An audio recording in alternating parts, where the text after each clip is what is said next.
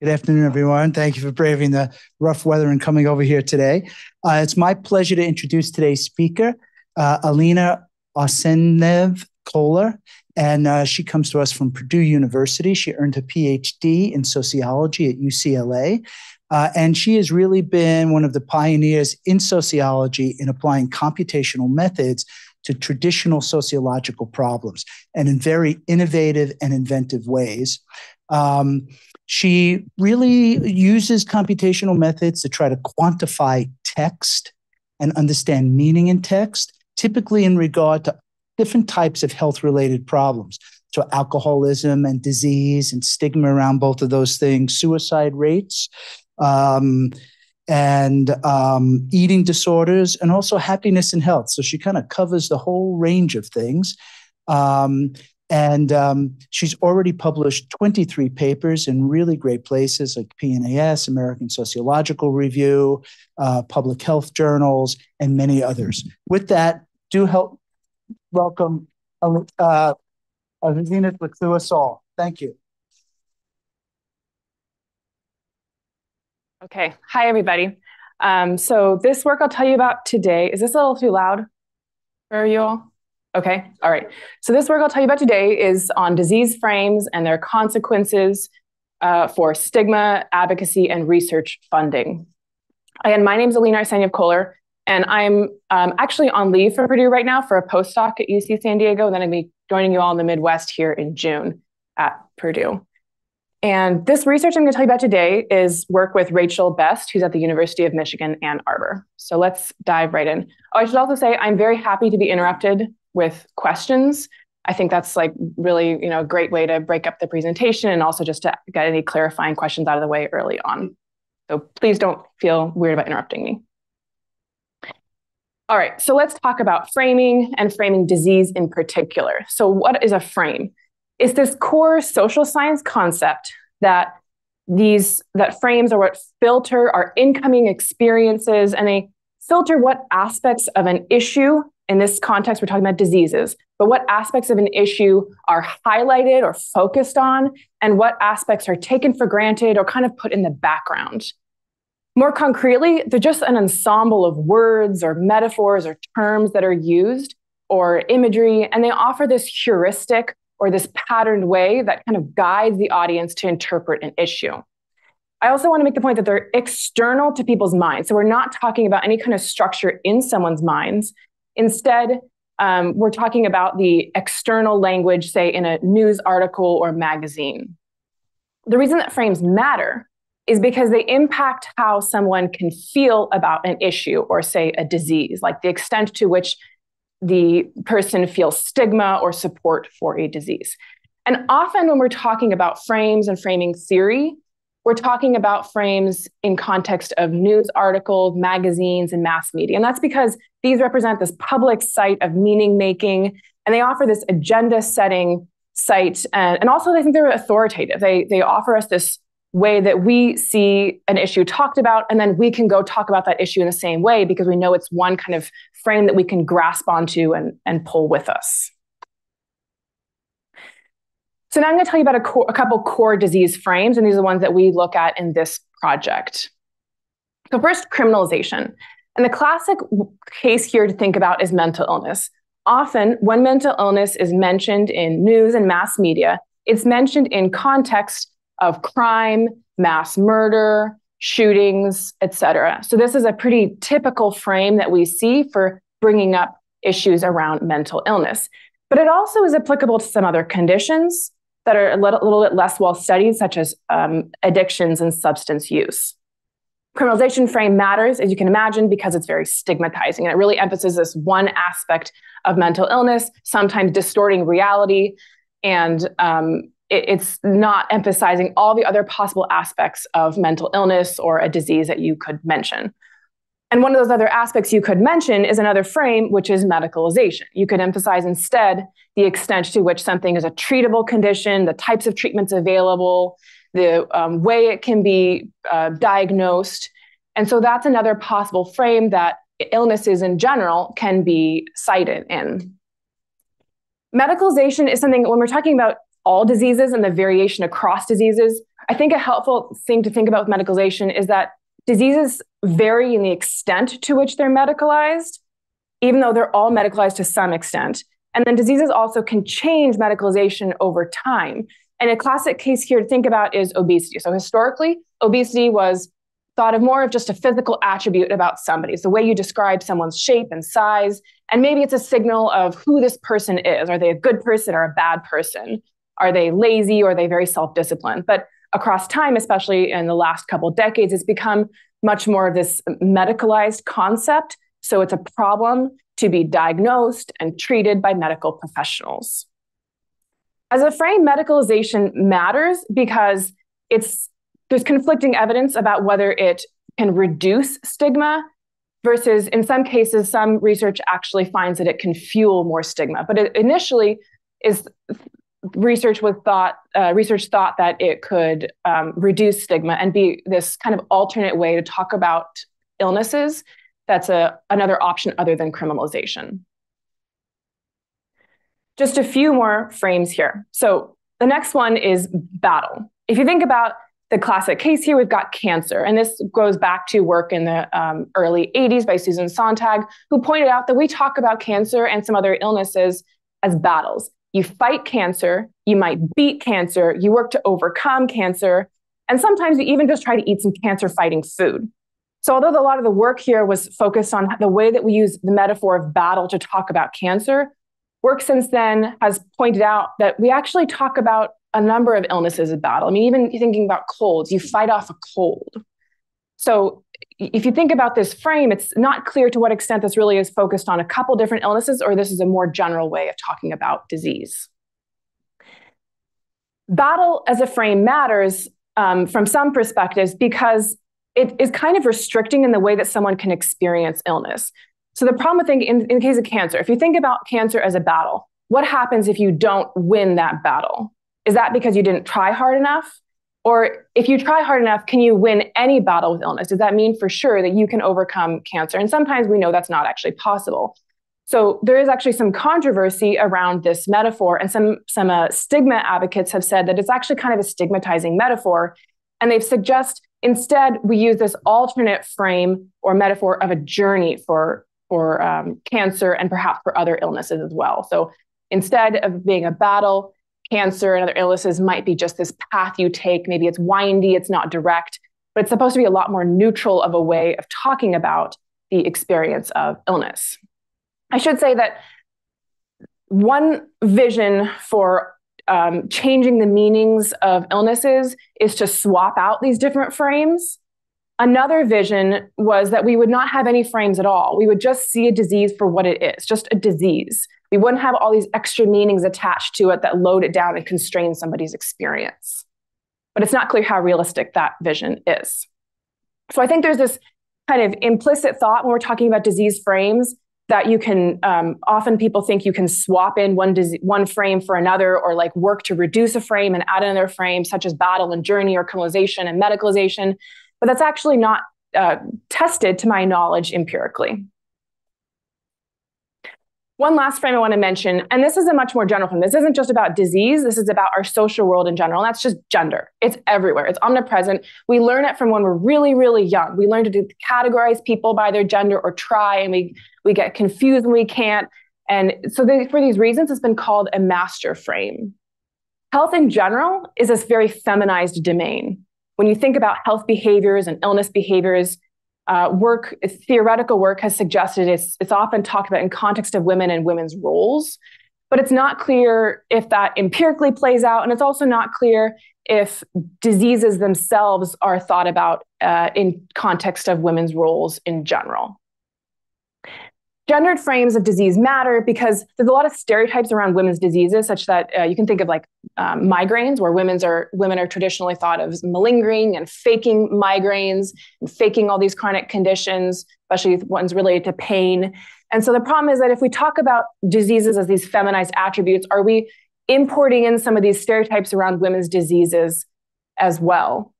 And the other problem with thinking about diseases in these very gendered frames, like as a very masculine disease or a very feminine disease, is that it might impact who we see as vulnerable to a condition and how we treat a condition. And a case here is heart disease. So heart disease is traditionally thought of as a pretty masculine condition.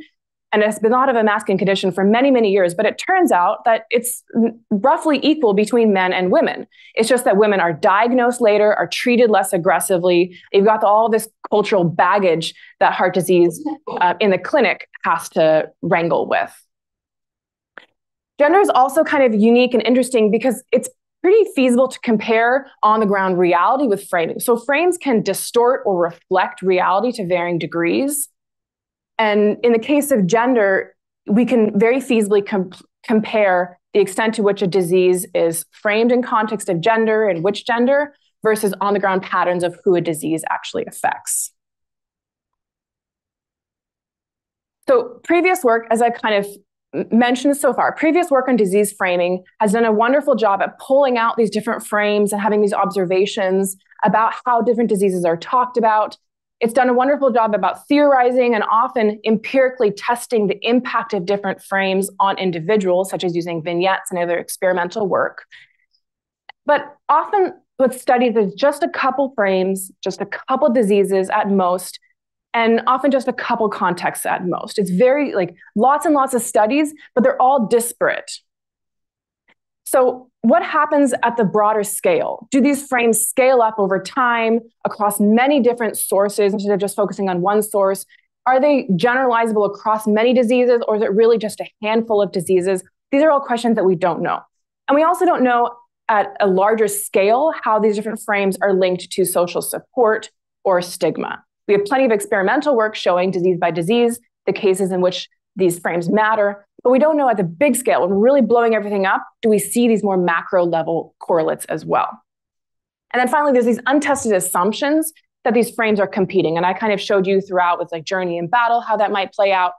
But to my knowledge, this is something that's often assumed or theorized and not yet empirically explored in depth. So this research, and this is research in progress, seeks to fill some of those gaps. So how are diseases framed with respect to those different frames that I described, so medicalization, criminalization, battle, journey, and gender? And we're looking now across 106 different diseases. So we're really scaling up prior work. How does this change across time? And then also in the case of gender, to what extent does the gender frame reflect or distort reality, and in what ways? Second, what are the relations between these frames? And we're not looking at every single frame, we're just looking at the ones that are theoretically relevant, like medicalization and criminalization. Do they compete with each other? Do they cohere? Or is there something else going on? And finally, how are these different frames linked up with the disease's level of stigma or their social support? So I want to emphasize again, this is research in progress. And the reason I want to emphasize that is because I'm really excited for everyone's feedback today and insights, and when you see the results, maybe you'll see things that I haven't even seen before in the results. And I look forward to this being definitely a discussion. Yeah. It's fundamental as thank you. Is the framing the fundamental aspects of the human behavior, in the sense that do we see the world always through the framing? Or is it like something that occurs only for few cases or like few views? Or is it like always do we always see the world? The framing is kind of a fundamental aspect of human. I think, so that's why I distinguish between frames, which are external to our minds, and literally the words that make you think of something else or prime you when you're reading about a disease in a news article. That's a frame because it's external to our minds. But we also have these kind of parallel structures called schemas. And that's what are I think of them almost as our internalized frames. So you go around the world, you're experiencing lots of things, and some of those frames in the world you internalize over time, and they become your habitual way of looking. So if you have enough experiences where mental illness is constantly framed as something that's associated with mass murder and crime, then I would argue across time, you're going to internalize that, and it's going to become your own way of bringing, even if you saw an article that says nothing about crime,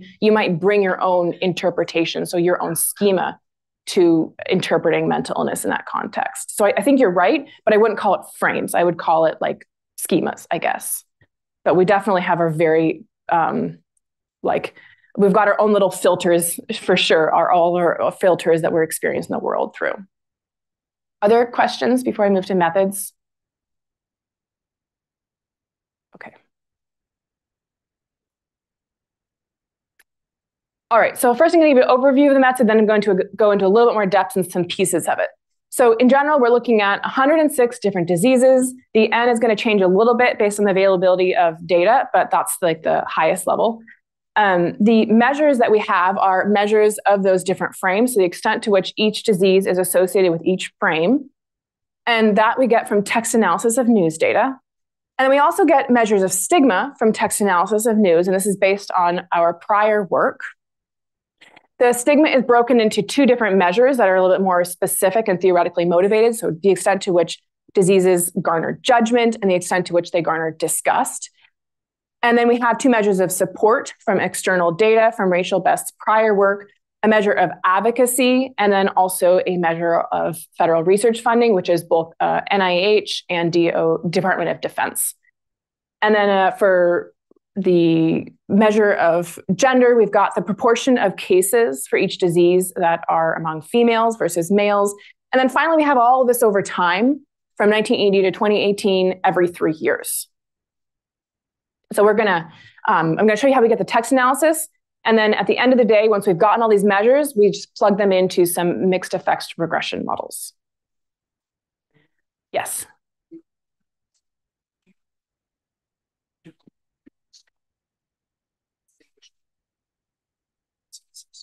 So is it a clinical disease in terms of its diagnosis? Can it be biologically, diagnosed? How long has the disease been, well known and documented? What percentage of the people, are at risk of getting the disease, and other things that might affect how people think about it and the schemas they develop? We don't. The only one, so we'll just have like the epidemiological patterns on who's affected.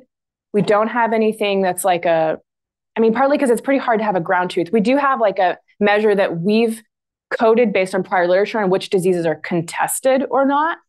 So what are some of the, so like fibromyalgia, at least at some points, is more was a contested illness.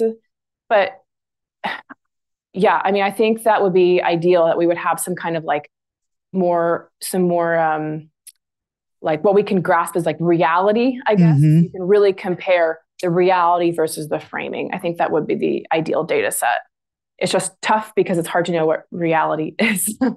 Yeah, I guess you could do some kind of categorization, just as you could diagnose something like this with some kind of test. Whether mm-hmm. that test is always reliable or not would be another question. Yeah. And then whether it's a clinical diagnosis, and the clinical diagnosis is based on what list of factors, because mm-hmm. those have subjectivity as well related to them. Right. Yeah, I think that absolutely would be like a dream project.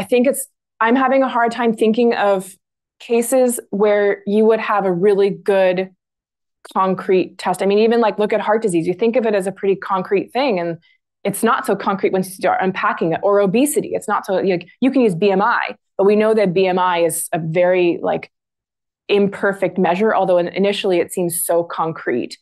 It's actually also like our measures too are so vulnerable to social. Well, there's x-rays, there's sonograms, there's blood tests. All of these things all linked to the identification of certain diseases with some certainty.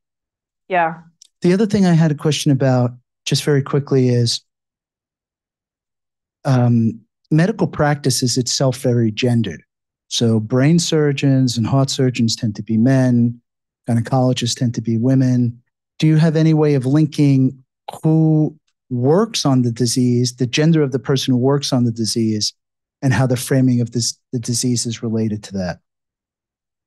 No, not yet, but that's a really cool idea. And that's something that's like definitely is, I think, possible to link the data to, because we could look at like the gender of mm-hmm. professions. So that would be interesting. Okay, thank you. Yeah. Yeah. Uh-huh, great. From the medical field, okay. You can look at ICD. Yeah.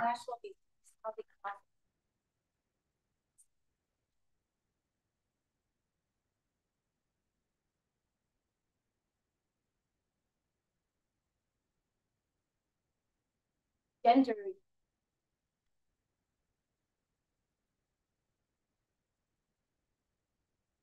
Mm-hmm. Yeah, that's great. But the ICD is still going to tell you like the guidelines for diagnosing. Yeah. Right. So then, yeah. Yeah. Okay. Yes. Regarding the measures that you listed, just not to clarification. That you're given then, what is the outcome that you're? Yeah, so I was a little unclear about that on purpose because there's a couple different outcomes, but for most of our analyses, we're looking at stigma and support as the outcomes. So like a regression model predicting different measures of stigma, regression models predicting these measures of support for the most part. Yeah. So it's like how are frames then linked up to those outcomes of stigma or support. Okay, so our text data that we're working with is around over 4 million news articles about health, our diseases and symptoms from 27 different outlets across the US, and they're published between 1980 and 2018. So it's a lot of data to wrangle. The methods that we use are called word embedding methods, and I'm guessing some of you are familiar with these methods, but I'm going to go over them briefly just for those who haven't heard of them yet. So we're using these word embedding methods to measure the relationships between those disease frames and each of the diseases in our data. So the extent to which each disease in our data is linked up to each of those frames and across time. I'm going to spend now a couple minutes just telling you briefly about word embeddings. I think of word embeddings at their most basic as just this way to quantify meaning, whatever it is, to quantify the meaning of words based on how they're typically used in text data. At the most basic level, the way that word embeddings work is that you are inputting the text data into your algorithm, whichever algorithm you use, and the output that you get is that each vocabulary word in the corpus is mapped to a position along n latent dimensions, and we call that a word vector. These dimensions are latent, meaning they're not super interpretable to humans, but it's what the algorithm has found through working with the data as ways to organize the space efficiently. And I'll keep unpacking this so it'll make a little bit more sense as I keep going. First, let's break down what a word vector means. So really concretely, if we're working with 2 dimensions, we're often working with a couple hundred with word embeddings, but let's visualize this in 2 dimensions. If we're working with 2 dimensions, a word vector is just a list of numbers, a list of 2 numbers, a position along the x-axis and a position along the y-axis. So you've got 2 dimensions, your x-axis and your y-axis. And a word vector for bad, for example, in this embedding would be, here it's 0.66 along the x-axis, 0.89 up the y-axis, and that gives you just the point in this. You can think of it as literally a representation of the word bad, but you can also think of it as a position in space in this plane. When word embeddings are useful and when they're good is when words that tend to be used more similarly in the data, so in your text data, are positioned closer in space. In other words, they have more similar positions along the x-axis and y-axis. So that's a good word embedding. And then I'll show you how you get to a good word embedding next. But that's what we're looking for, is that words that are used more similarly in the data tend to have more similar quantitative representations and they're more similarly located in space. So let's go one step deeper. Again, the input is text data, but how do we actually get to that space or those representations for every single word? Well, the input is actually a little more specifically all the sentences or contexts in the text data with words masked or hidden. In this case, this is an actual sentence in our news data. And the sentence is, they're constantly battling obesity and it's an unfair fight. But surgery gives them a tool to make this battle a fair fight. When the algorithm experiences, and we're using the algorithm called word2vec, when the algorithm experiences this sentence, a word will be hidden. In this case, I'm showing you what happens if we hide the term obesity. It is given all these other words and it's asked to guess what it thinks the missing word is based on the other words in the text data. So what it does is it looks up the position in space of the word vectors for all the other words, and I've highlighted them in orange, for all the other words that are in this sentence, takes the average of those, and then guesses whatever the word that's most similar to that average point. So in this case, it takes the average, and then that dark orange point you see is its guess for the missing word. If the missing word is this point is closest to obesity, it guessed right, and it can keep moving on to the next sentence. But as you can imagine, it first starts, it doesn't know what words are, it's just guessing randomly, and so words are kind of all over in space, and so it needs to adjust its position of all these different words and move things closer that actually appeared in space, other things farther away, so that it could have made the right guess if it saw that sentence again. And it's doing this lots and lots of times. Every time it's making mistakes, shuffling words around, and trying to make it so next time it would have guessed the correct word. And eventually, over time, we get to a point where we say it's been enough iterations, we're getting enough predictive accuracy, we pause the algorithm and we just let the space be as is, and we work with the resulting positions in space and say, okay, these are our word vectors, now we're going to work with them and start doing our analyses. Where word embeddings become very useful as text analysis tools is that we can look at the distances between words and make hypotheses about distances between words and start to explore this space in a little bit more depth. So for example, if we look at the distance between obesity and medicine, that gives us a very crude measure of the extent to which obesity is talked about in context of medicine.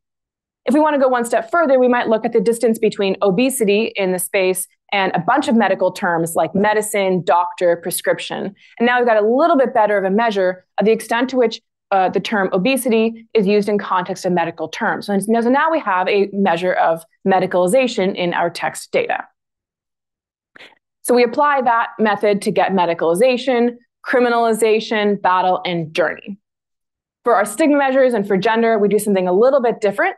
That's going to show you the next capability, I think, of word embeddings. So first I guess I should back up and say something like gender is a little bit different because gender is not just a kind of cluster of terms, but it's this representation in our environment that's organized around two dimensions, masculinity and femininity. So it doesn't make as much sense just to look at the relationship between obesity and gender, because we want to know more specifically, is it femininity or masculinity that obesity is associated with? Luckily, word embeddings encode gender and other dichotomous concepts in space. And to show you how this works, I'm going to show you now 3 dimensions, an x-axis, a y-axis, a z-axis. Let's just look at where these 3 words are in space. This is a really stylized example to get you the intuition across. So if we look at where these 3 positions are in space, king, man, and woman, and we started at man and we traveled in space over to woman, we've gone this pathway, this orange path. Now imagine starting at king and traveling that same path, but you started at king instead. You get to this point that ends up being very close to where the word queen is. And what that means is that there's this consistent direction for gender, where you start from something masculine, you go to the equivalent word, but it's about feminine things. So there's all the masculine things at one end and all the feminine things at the other. And that means there's this latent direction space that corresponds to gender, the feminine thing versus the masculine thing. And then we can do this and look at, say, where is obesity in relation to that direction? Is it closer to the feminine side or is it closer to the masculine side? And that gives us a measure for the extent to which obesity is feminine or masculine. And this is also a generalized approach. So instead of just looking at gender, this works for things like morality, immoral versus moral, disgusting versus enticing. So that's how we get our measures for the extent to which a disease is gendered and is stigmatized, but more specifically, connotes morality and disgust. So just to summarize all of that, we identify our terms and the associations between our diseases and those different terms for medicalization, criminalization, and battle and journey. And then we also get our measures for women versus men for gender, and then for disgust. I will specifically say judgment is actually 2 different latent directions in space that we decided to collapse. So initially we thought there were going to be 2 different directions in space, one for immorality versus morality, and the other for negative personality traits versus positive personality traits based on stigma literature. But we found empirically, these 2 directions were pretty much the same, capturing the same thing. So we're just going to call them judgment. Okay. Almost done with the methods. So the text analysis is done again on every 3-year window because we need enough data to run the word embeddings. So we take 3-year chunks of the data, do all of our analyses, all of our text analyses, get measures for each frame and each disease and stigma in relation to stigma measures and disease. And then we have these measurements every 3 years. We then plot input into the regression models. Specifically, we're predicting different measures of stigma and support for our different diseases across time. And we're also interested in the relationship between frames. So I'll show you both where the stigma and support variables are the outcomes. And I'm also going to show you analyses where we're just looking at frames and the relationship between one frame and another. We're adjusting all the analyses for word frequency, and let's dive right into the results. Okay, so criminalization first. What you're seeing here in this plot is we've got time on the x-axis. On the y-axis, we've got the extent to which this disease type, and so I grouped these into disease types instead of showing you all diseases because it would just be a mess if I showed you all diseases. So I'm showing you disease type based on diseases that kind of hang together either empirically or theoretically. And this y-axis here is the extent to which each disease type is loading onto this criminalization frame. I've standardized it so that a 2, for example, means that the disease is 2 standard deviations more associated with the frame than the average word in the corpus. That offers us a little bit more interpretability. So across time, some of the things to notice is that first, it's pretty steady. There hasn't been much change in the extent to which different diseases are seen as criminal problems or associated with crime or not. And that's kind of interesting because there's been so much stigma work trying to reduce some of the criminality framings of at least particular diseases, especially mental illness. And so I think it's a little bit of disappointing empirical results actually for stigma scholars to see this. What's also interesting though, is that mental illnesses are not the top. We don't see the mental illnesses are what load the highest across time in criminality. It's actually addictions. So alcoholism and substance use. And that's by far higher than mental illnesses. So that's a little bit of a surprise, actually. Yeah. Especially across, oh yeah. So how do you validate the latent dimensions, especially across time? Yeah. And like what makes, and also across these other like dimensions, right? Like what level of consistency or yeah. Yeah. Okay. So the first thing is that we're not actually training, this isn't much validation, but this is more robustness at this point.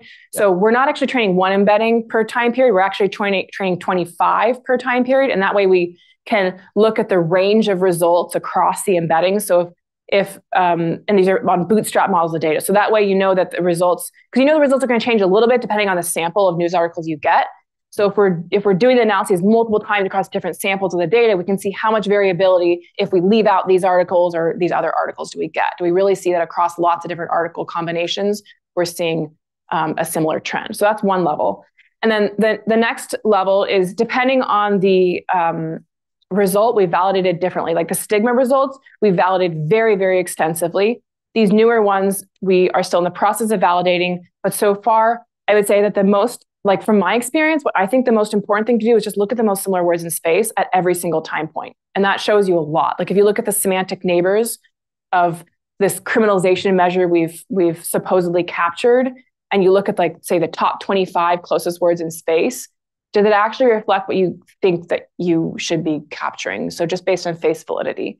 And that, in my experience, tells you a lot when things have gone very wrong or when things are going well. If we get time, I guess I'll just jump to it. So I think what I struggle with word embeddings is that they can be capturing lots of things. So is it really criminalization that we're capturing, or is it violence specifically, or is it about fights, or is it murder? There's lots of concepts wrapped up, and they're also densely connected. The trouble is sometimes it's hard to know exactly what you're capturing. So are we really capturing, or we could be capturing danger or fear? And so far, the best way that I thought to handle that, and I'm excited to hear any thoughts about this, the best way I thought to handle that is you can control for things in the regression. For example, the extent to which diseases are associated with criminalization, controlling for their association with danger, or controlling for their associations with fighting. So we know exactly what part of the meaning it's associated with. But I think this is something that's like the undiscussed weak part of word embeddings that we still don't have great methodological things to deal with. Yeah. In case of doing that, that would require having a list of terms for each of the actions previously defined. Sorry. Yeah. That was the question. And what happens when, I think between criminalization and medicalization, they seem quite distinct, but what happens when you're controlling for terms, for different dimensions where the terms overlap often? I don't know. It's like, this is an area that's, I think, really like, you don't see when people publish results. We don't talk about this part of word embeddings. That meaning is like not, you can't just separate out meanings, and it's all associated to some extent is what we often find. And so it's hard to, but you can think about, like, I guess I tend to just choose the words very carefully and think about the multiple meanings of words, dropping certain words. And I also have someone else. So it's not just me choosing the meanings or the words. I also make sure that I have other people look at them as well. Ideally, I'm working with a dictionary that someone's already published, like for morality, there's moral foundations theory. And so there's a very carefully constructed dictionary out there that's theoretically motivated. But yeah, I mean, I think it's a really tough thing to know exactly what you're capturing. So these are the ways that I've so far handled it, but I'm sure there'll be other methodological work on this soon, I hope. Yeah.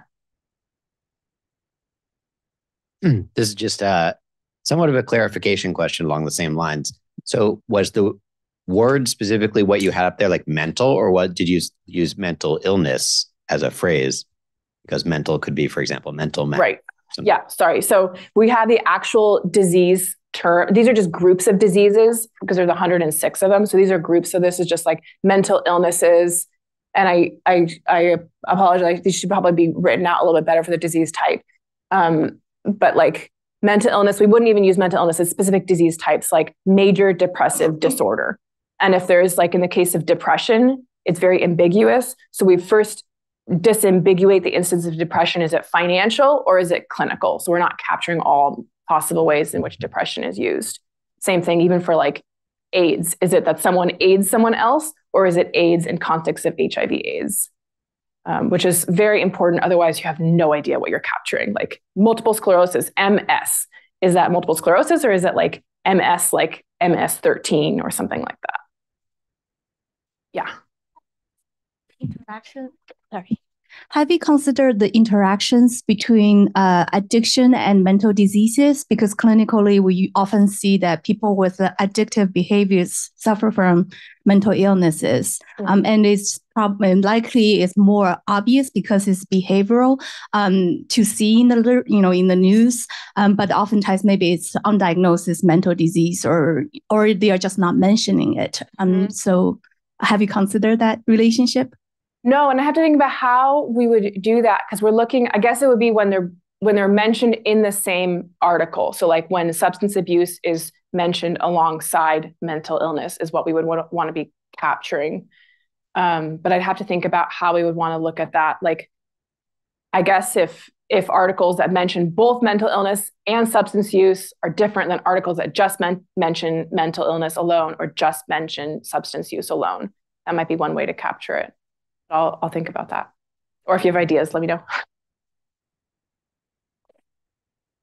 Okay. Oh, let me tell you about the results for medicalization as well. So medicalization also, we see this pretty consistent pattern over time. We don't have any specific expectations from prior empirical theoretical work about medicalization patterns over time, unlike criminalization. I think, as you might not be surprised to see, diseases in general are very medicalized compared to the average word in the corpus, but there is certainly some heterogeneity, and you have some diseases that are more disease types that are more medicalized than others. Let's look at the results for battle and journey. So first, battle is a pretty striking plot. We see that there's this pretty striking uptick in the extent to which different diseases are talked about as battle across time. That's the first thing that at least jumps out to me. The other thing that jumps out is that it's not driven by cancers. This isn't something that's really focused on cancers. This is a metaphor or a frame that's associated with many different diseases, not all. We see that visual and auditory impairments and neurodevelopmental conditions are not really associated with this frame at all, in fact. But for pretty much all other conditions, and particularly cancers, but especially addictions, they are framed in terms of this battle metaphor. What's interesting is that the journey metaphor looks a little different. Across time, it's been pretty steady until recent decades. There's a little bit of uptick, probably related to all the work going into trying to diminish the battle metaphor, but we don't know that from our data. But that's just in the recent couple of decades. And for the most part, it's not a very potent metaphor. Even if you look at this uptake, it basically brings the scale, the extent to which diseases are framed in terms of journey gets just about the same as the average word in the corpus. So it's a pretty different result compared to our battle results. Yeah. And so in these plots, there seems to be like a lot of fluctuation from year to year in the various diseases. So it's hard to tell exactly like where the overlaps are or like what's really more prevalent than what. Do you have some kind of quantification of the errors that your prediction might be producing? Yeah, so I'm showing you the plots, but I'm telling you results based on the regression, actually. So what we can do then is add like a dummy variable for addictions and see, is addictions really standing out as significantly different than all the other diseases? Because I agree, it's pretty tough from just the plots to say this is for sure like significantly greater or less than something else. Gotcha, yeah, that makes a lot of sense. Thank you. And then I want to mention also, as far as so what we find with battle and journey is that they're actually hanging together. So the more diseases talked about in context of battle, the more is talked about in context of journey. We don't see that there's this competition as much. And the same thing with medicalization and criminalization. We don't see that diseases that are more medicalized are less criminalized like we would have expected. Instead, we see that these two frames kind of hang together. All right, in the last, I guess we started a little late, so I'll go maybe a couple more minutes and I'll just pause and we can go to questions. Yeah.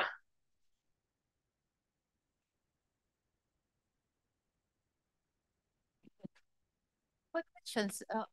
Whether we see the world with newspapers, see and write the articles through these frames more often than before, so that these frames like battle and journeys and medicalizations becoming center of this embedding space or not. Mm-hmm. And is it possible that like we've been using battle and journey metaphor or framework so often that it becomes a kind of a framework for everything rather than just particular to this certain diseases?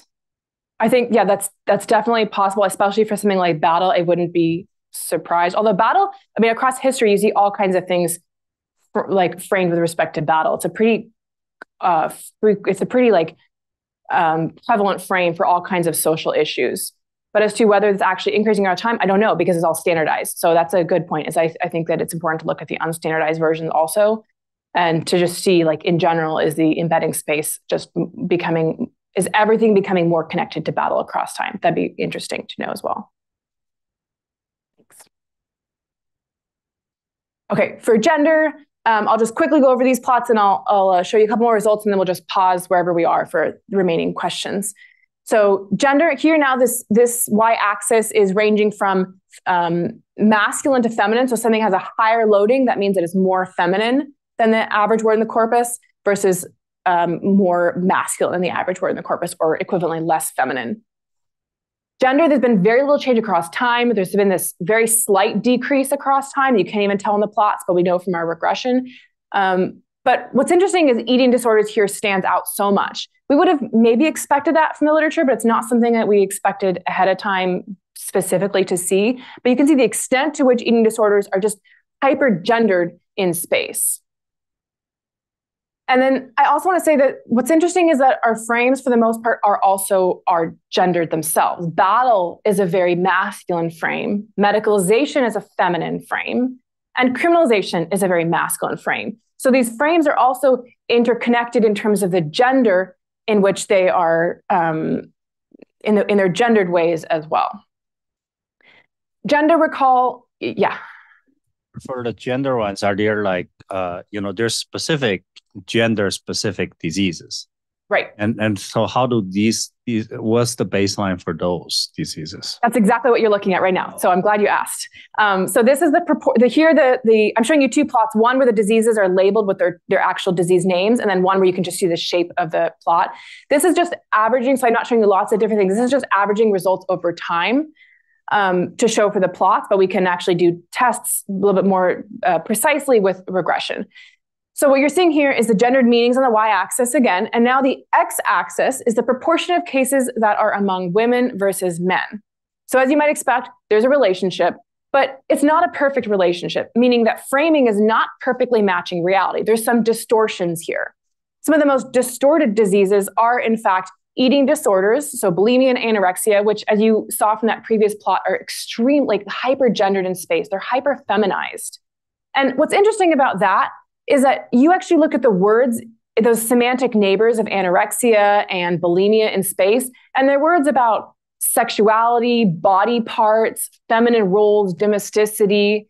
They're like, they just stand out in that they just reek gender in my mind.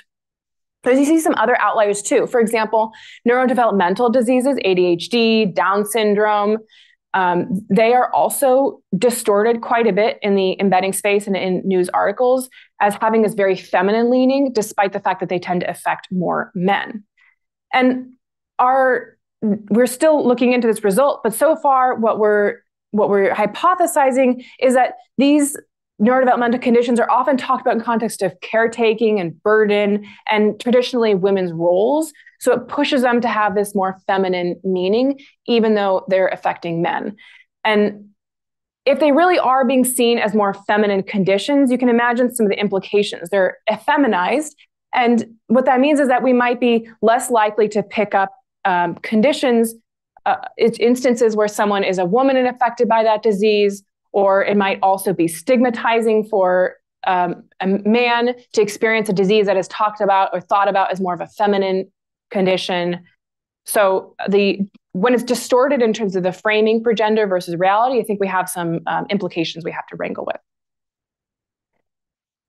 All right, I think I want to just pause. I have more results to show you. I think I want to pause there if there's any questions, because I realize we have a hard stop at 1, right? Yeah, okay. Yeah. I'm just wondering if within looking at things as diseases, like medicalized, have you looked at whether they're classified as a disease or a disorder? And, because for me, like when something's classified as a disorder, it has this connotation of having more to do with like one's innate characteristics or personality. For example, like obsessive compulsive personality disorder or ADHD, versus as a disease, it kind of implies that there's this clear physical correlate that's like understood by not just medical professionals, but the public. And it has, this other connotation to it. Yeah, we haven't, but I love that idea. I think that's great, because I think that also might link up to some of the results with stigma, and also just thinking about how these diseases are stigmatized, and like why are some, as you said, some are seen as more of character flaws or things that we feel more okay talking about as character flaws. Like, for example, obesity, although doesn't fit in your example, but some diseases I think it's more socially acceptable to stigmatize than others. And that might, like alcoholism, for example, or alcohol use. And I think that might go hand in hand with what you're talking about, that some are seen as disorders and others as diseases. And just one more question, kind of along the lines of what Brian was talking about earlier. Have you looked at, especially for mental disorders or mental diseases, whether there's an effect if something has clear neural correlates that have been specifically identified, or like, having to do with things being found in a certain brain area, if it's like more stigmatized, less stigmatized based on that? No, we also haven't looked at that, but yeah, I love the idea. And I think it's nice because we can also do that across time. So we can see for a specific disease, like when there's some, like when a disease becomes more concrete or we have some measure for it, what happens to the cultural frames. I don't know that we have enough time scale to see some of that, because I imagine that happens over a long time scale, but who knows? So I love that idea. Thank you.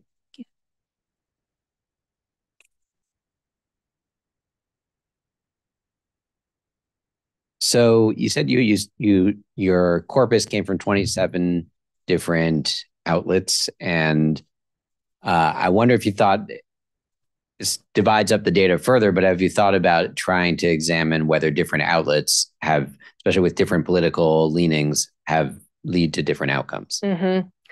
Over time, I feel like. I think we haven't done it yet, but it's definitely on our plate of things to do, because it's a natural next step is like, there's this, because on the one hand, we want to blow everything up, but then we might miss some of the patterns that are happening once we scale it back down. So I think there's like this push and pull between looking everything macro scale and then start to divide it up in different ways. The tough part is you need a lot of data for these methods to work. So we'd have to then not look at it necessarily over much time. We have to choose, like, how do we want to slice and dice up the data? So I think that we would need to look at it by like region or political leaning instead of time, probably. Yeah. So I have a question about research choices here. A little early on, you mentioned like, where's the ground truth? Then there were some questions about stress testing and confidence intervals and using a lot of big data. And that really makes me think of ChatGPT as a research instrument for doing the kind of work that you're doing.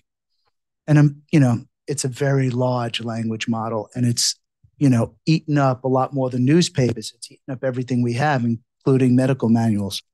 So I wonder if you were to ask ChatGPT, and maybe you've already done it, what metaphors are used to describe cancer? Would it come back and say it's a battle metaphor or it's a journey metaphor? And I bring it up only because it gives you an opportunity to have another piece of kind of like independent perspective on what you're producing. Obviously, ChatGPT wouldn't give you a graph like you have here, which is really informative and very detailed, but it could be another way to look at this problem that adds to what you're doing. Yeah, that's interesting also because it does go beyond news data, because I do keep wondering about other contexts. With my like limited resources and time, I have news, and that's a great data set that I've got that we've built up over years. But I do frequently wonder about like the rest of the cultural space out there, especially in medicine and medical articles itself. How much of these like popular and mass media frames have infiltrated into medical literature, or vice versa. Yeah, right. Both directions. Thanks. Yes. So you mentioned this briefly a while ago, but is there any way that you're accounting for, thinking of the gender framing, accounting for when articles are speaking, when the gendering language of an article is referring to the experience of patients or people that experience the disease versus other gendered experiences surrounding them, such as caretakers, considering that care work is highly feminized? How is there a way to account for that difference if word embeddings are not, distinguishing, they're just seeing the words in space and not distinguishing if it's in what subject the word is being referenced to? So if for certain diseases, there's like a lot of news, I don't know if there might be or not, about care workers associated with that disease and not the gendering of the patients themselves. Yeah, that's an awesome question. Right now, there's no clear-cut way to do it with word embeddings. And I think that what you're pointing at is actually an issue, I think, with word embeddings that we're just starting to come to grapple with is what exactly do these associations mean if you went back to the raw text data? And this is a really good instance to show that, because it like, when we use this measure of gendered meaning, which is used in all kinds of different work at this point, we often just talk about it loosely as like gender stereotypes or, gendered meaning, but it's never clear about what that actually means. Like if we're saying that, like the concept of being a student is gendered, is that like student or is that schoolwork? Is that the whole like context of learning and education? And we don't have great methods yet to sort that out. I think that's something that's like going to be like the next generation of, and maybe something that ChatGPT or some kind of large language model will be able to handle better. But right now, that is, I think, a weakness of these methods, is that we can't separate all the different reasons in which we're seeing these associations. So they really do need to be treated like associations and very carefully interpreted. Yeah. Yes.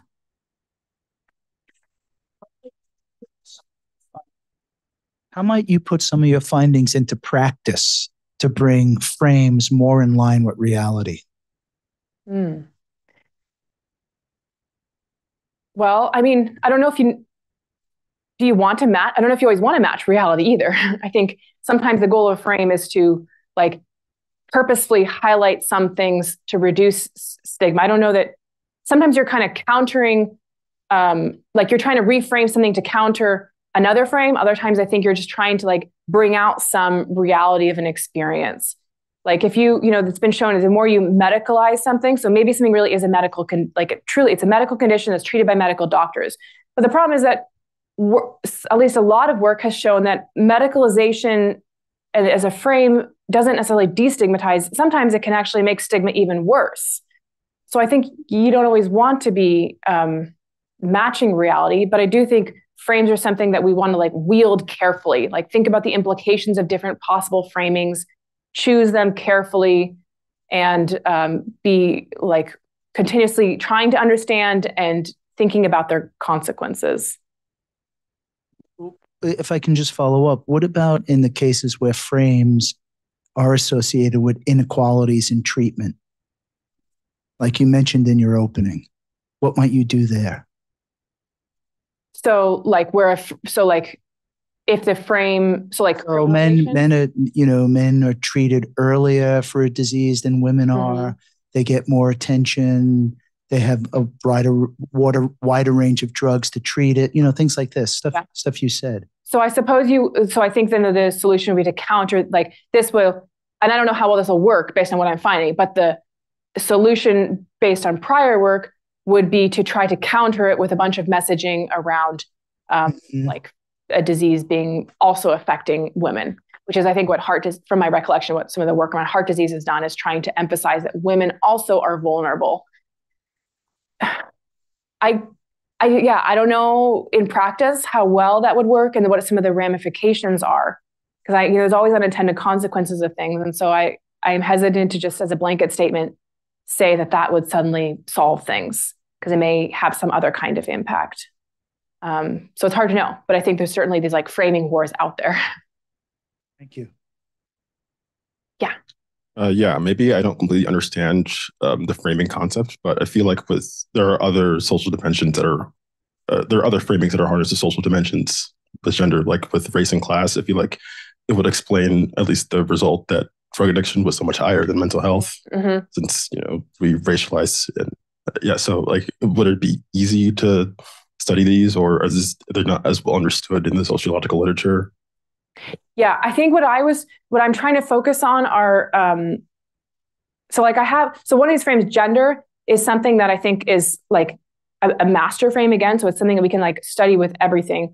And then with the journey, battle, medicalization, and criminalization, I'm emphasizing frames that are already pulled out in prior work. But I think you're absolutely right that there's a lot of frames out there that we're missing. We're missing race, class.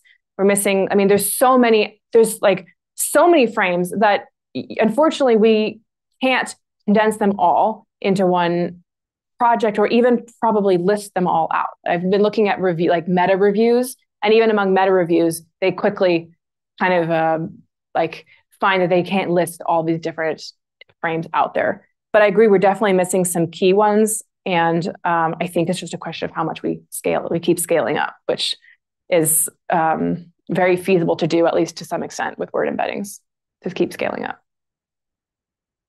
I think we are at time, so can we give our speaker a round of applause?